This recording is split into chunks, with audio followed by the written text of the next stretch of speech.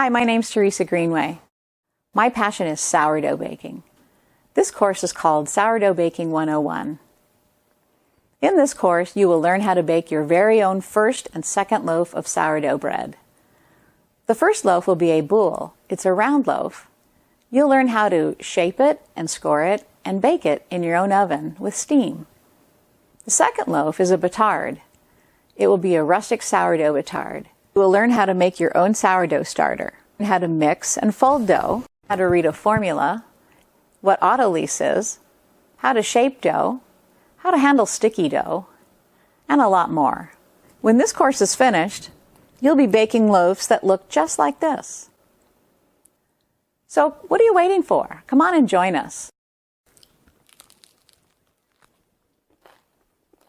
That is so good. Wish I could share it with you.